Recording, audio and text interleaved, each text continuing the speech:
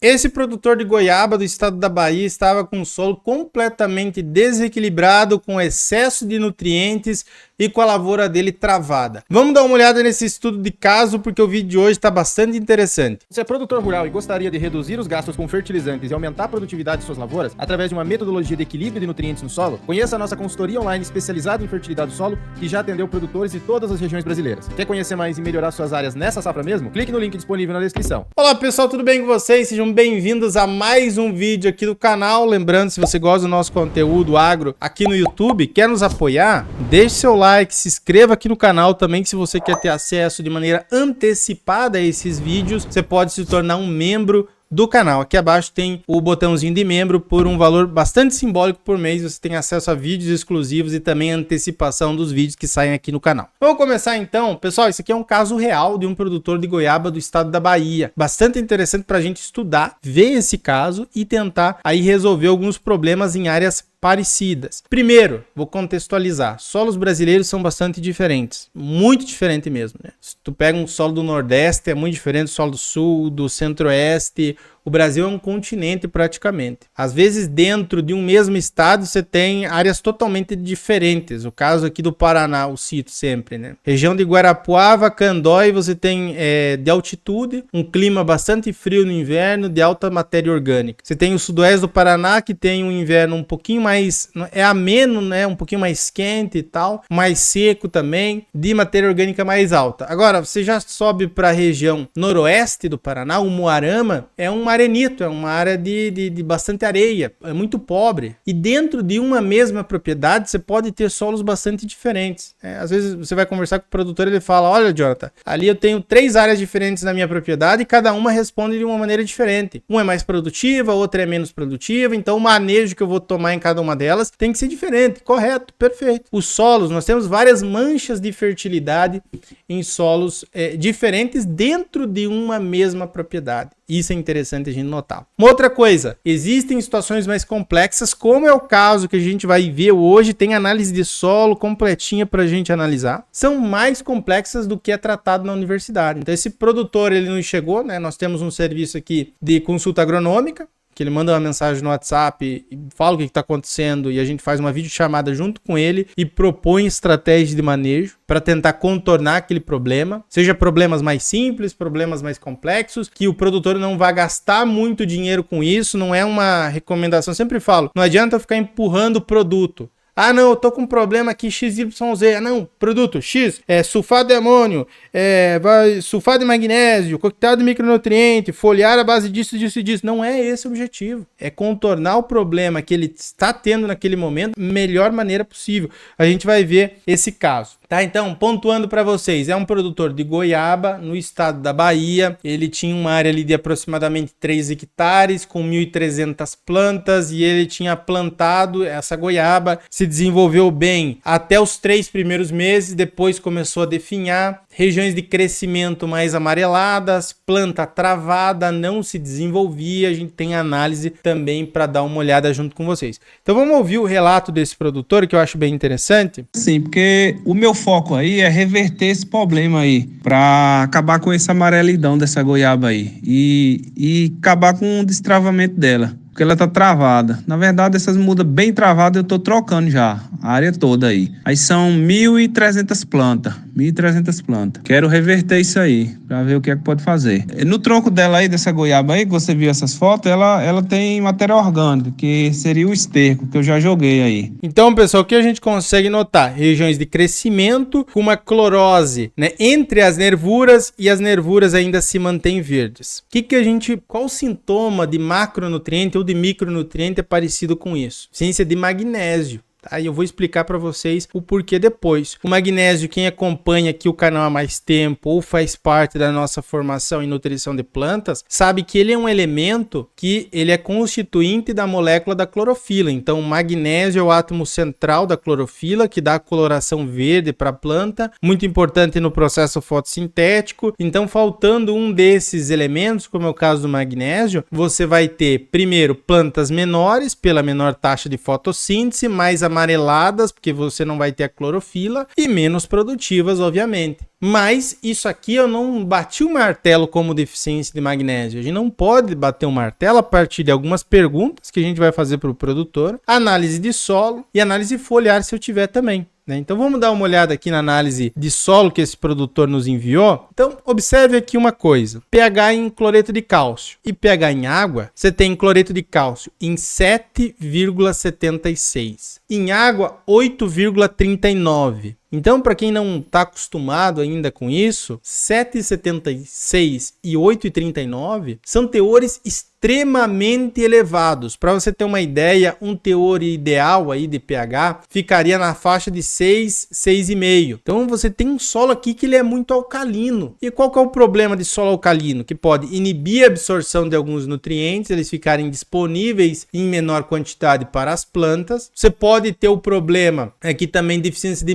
micronutrientes, especialmente, competição entre os nutrientes, que aí entra as minhas bases. Dá uma olhada aqui como é que tá os níveis de cálcio, de magnésio e de potássio. O cálcio está em 103,4 centimol de carga por decímetro cúbico e o magnésio está em 4,27. Para que você tenha uma ideia, na maior parte dos solos brasileiros, um teor de cálcio de 3, 4 centimol de carga por decímetro cúbico já seria um teor bastante interessante e que seria suficiente para alta produtividade da maior parte das culturas agrícolas. O que acontece? Qual que é o problema aqui? Não é o teor de nutriente, mas sim o excesso desses nutrientes que estão causando toxidez e competição entre eles. Então veja que o cálcio tem valência de 2+, isso aqui é a carga elétrica do cálcio. O magnésio também tem carga elétrica 2+. Essas três bases, quando eu tenho um excesso de uma, eu vou ter inibição da absorção de outras. Você vai ter uma competição entre elas. Veja que o magnésio também está alto, está em 4,27 centimol de carga por decímetro cúbico. Para você ter uma ideia, na maior parte dos casos, um teor de magnésio em torno de 1,2 centimol já seria suficiente aqui. Porém, você tem 103 centimol de cálcio para 4 centimol de magnésio e 0,36 de potássio. Você está com o solo completamente aqui desequilibrado. Se a gente for pegar a saturação por base, você tem uma saturação de bases, que eu sempre falo que o ideal é ficar em torno de 70% a 80%, de 99,44%. E os teores de cálcio está em 94,75%. Também, para você ter uma ideia, um teor adequado de cálcio, magnésio e potássio seria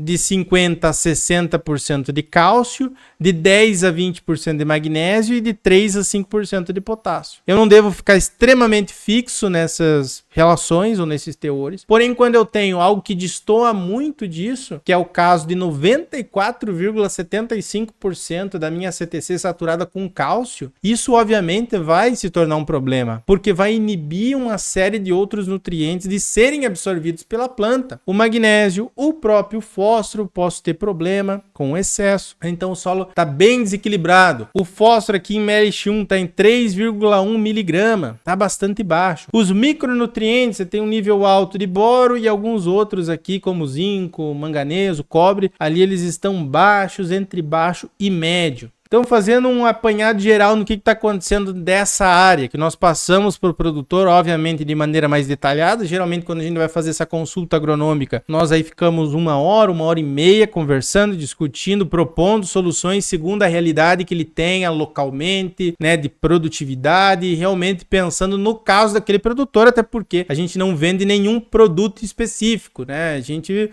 tem uma consultoria agronômica, então eu não vou chegar no final e vou vender um adubo para ele, eu vou vender um foliar, eu vou vender um aminoácido. A gente vai vender aqui a solução, tentar resolver e contornar aquele problema. Primeiro, o que a gente observa? Um nível de pH muito alto. Jonathan, tem como reverter um nível de pH muito alto? Tem. Tá? Depois a gente vai ver as soluções que nós propomos para contornar esse problema. Teores de cálcio extremamente altos que podem estar inibindo a absorção de magnésio e de potássio. Os teores de fósforo estão baixos, também podendo limitar a produção. E qual que foi a proposta então de manejo para uma área dessas? O que a gente propôs para o agricultor? Eu vou passar aqui para vocês de maneira mais resumida. E esse produtor, ele nos relatou o seguinte, que ele estava com uma dor, que era que muitos agrônomos iam até a propriedade dele e passavam uma recomendação de produto produto apenas. Então, vai jogar sulfato de magnésio, vai jogar MAP nessa quantidade, vai jogar esse produto e aí vamos ver o que vai dar. Era uma solução pautada em produto.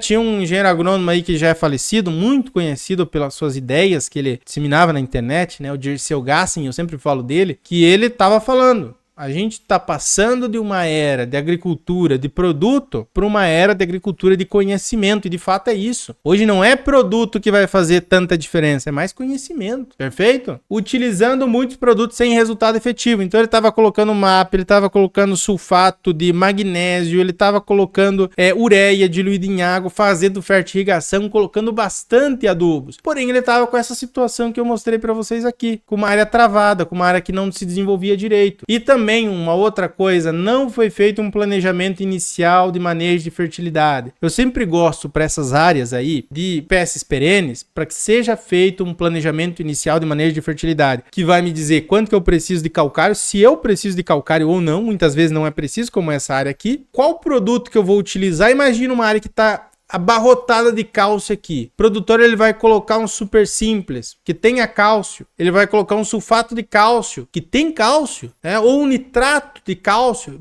Esse produtor estava utilizando nitrato de cálcio, então ele vai agravando cada vez mais o problema dele. Se a gente identifica uma área nessa condição, muitas vezes nem iríamos recomendar o plantio de uma espécie como é o caso da goiaba, cultura de alto investimento, uma cultura que leva tempo para dar retorno, mas iríamos tentar identificar qual que seria o tamanho dessa área como problema, porque ele diz que tinha áreas também dentro da propriedade com desenvolvimento adequado de goiaba, áreas com desenvolvimento adequado de milho, ver se eu não tinha essas manchas de fertilidade. Nessa área especificamente aqui, talvez trabalhar com milho para tentar fazer silagem, retirar um pouco desse cálcio, tentar fazer alguma estratégia de manejo para controlar um pouco o nível desses nutrientes, retirar um pouco dessa área. Então a nossa proposta de manejo aqui, primeiro, análise foliar representativa para se verificar quais que são as deficiências nutricionais que a planta está apresentando. Pegar algumas folhas de maneira representativa da goiaba, mandar para o laboratório e aí sim a gente tem como dizer, opa, o magnésio aqui está em falta, está faltando de fato magnésio, para confirmar. Está faltando cobre ou está faltando fósforo, para a gente ter uma ideia. Teste em uma pequena área com sulfato de amônio para tentar baixar o pH. Ao invés de eu chegar e recomendar para ele, em 3 hectares você vai usar agora o sulfato de amônio. Poderia ser que a gente indicasse para a área total.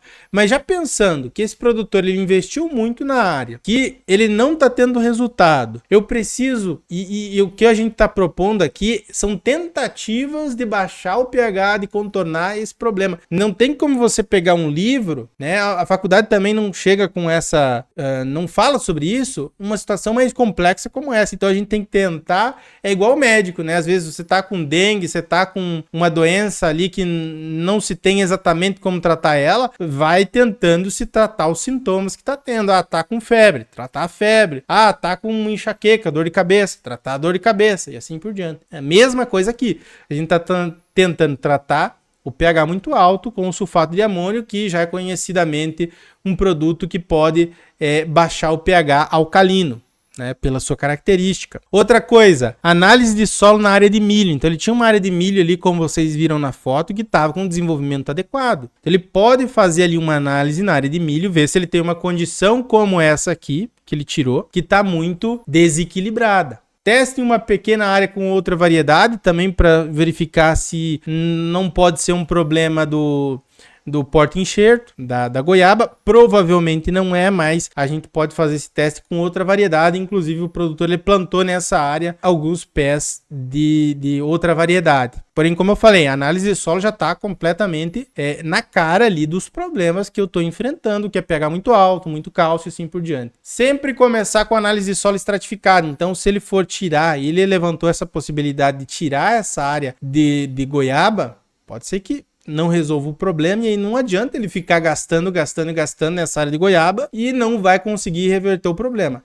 Se eventualmente não funcionar, um manejo de fertilidade um pouco mais equilibrado em uma área pequena, usar um sulfato de amônio, né? Não preciso fazer em área total, vou testar em área pequena, ver se a planta reage. Se continuar não reagindo, não adianta ficar sendo teimoso, continuar com aquela goiaba na área, gastando dinheiro e que não vai dar a volta. A gente pode pensar em uma outra área para plantio e fazer uma análise estratificada de 0 a 20 centímetros e de 20 a 40 para se verificar as condições antes do plantio. E é claro, fazer um planejamento de adubação antes de iniciar o plantio para colocar as doses certas de fertilizantes e não prejudicar as plantas. O que acontece em muitos casos? O agricultor começa a ver folha amarelada ou uma planta de baixo desenvolvimento e aí ele pede para um agrônomo ou pede para um profissional de cooperativa, de agropecuária, às vezes um profissional que não tem tanta experiência na área de fertilidade. Aí o profissional vai recomendar X, Y e Z produto para ele. Só que nessa de recomendar muito produto, ele acaba desequilibrando mais ainda o solo. Então, o caso desse produtor, ele estava utilizando nitrato de cálcio, estava utilizando outros produtos que tinham cálcio também, que é uma situação que a gente deve cessar completamente. Privilegiar um fósforo, um nitrogênio ali. Se não tiver realmente solução, tirar essa área de goiaba, levar para uma outra área da propriedade que eu tenho uma condição mais indicada a partir dos dados de uma análise de solo, de um talhão onde eu queira plantar e tentar remediar esse excesso de cálcio, aquilo que eu falei, através de espécies de cobertura, de pastejo, de plantio de milho e silagem, de alguma outra cultura agrícola que vai retirar um pouco desse cálcio também. E é claro, pessoal, verificar se a área onde eu estou querendo fazer o plantio de uma espécie perene é adequada para aquela espécie perene. Imaginar uma área que é alagada, né? O que não tem uma boa drenagem. Não adianta colocar um maracujá, uma videira. Não adianta, não vai funcionar. Então, por isso que a gente faz um planejamento em áreas para culturas perenes, que eu vou ter um investimento um pouco mais alto. Eu posso começar com uma área menor, ver como é que ela se comporta, fazer uma adubação equilibrada. Não precisa. E aí a gente atende muito caso de maracujá, né? E aí o produtor ele chega todo animado. Pô, vou plantar maracujá, eu vi que dá bem, eu vi que vocês têm casa de produtores que, pô, produzem super bem, aí eu quero produzir também, eu tenho mão de obra e tal, tenho dinheiro para investir. Calma, relaxa. O que você vai fazer? Quer plantar maracujá? Ótimo. Você tem uma área que é bem drenada, uma região onde não dá tanta geada, você tem mercado consumidor? Tenho. Opa, vou começar. Quanto que você quer começar? Ah, não, vou investir logo 30, 40 mil porque eu pego o dinheiro no banco e aí eu vou comprar os mourões, vou comprar as linhas, vou comprar melhor muda, vou comprar o melhor fertilizante e vou começar. 1 hectare, 2 hectares. Pô, calma. Pega lá 1.000 metros quadrados. Começa com 1.000. Ah, não, vou começar com 500 metros quadrados. Começa com 500, análise de solo, planejamento de fertilidade, manejo da área, pega o jeito. E aí depois você vai aumentando, você vai validando essa tua produção e você vai aumentando. Fica muito mais fácil. Também se der algum problema, ali que você precise contornar, não é tão difícil ali de você tirar essa área aí, ok? Essa área que eu falei para ele, dá sim pra gente melhorar a partir de alguns testes, fazer análise de folha, trabalhar em uma pequena área com o sulfato de amônio. A partir de agora, fazer uma adubação planejada, mais equilibrada, sem colocar um monte lá de nutriente, um monte de fertilizante, sem justificativa. Ok, pessoal? Espero que vocês tenham gostado desse vídeo. Se você gostou, acho interessante a gente trazer esses casos. Tem muitos por aí. Deixa um comentário aqui abaixo. Jonathan, eu gostei, acho maneiro, acho legal. Traga mais que a gente vai trazendo também. Links importantes aqui abaixo na descrição desse vídeo. Fiquem com Deus. Até o nosso próximo vídeo aqui do canal e até mais. Tchau, tchau.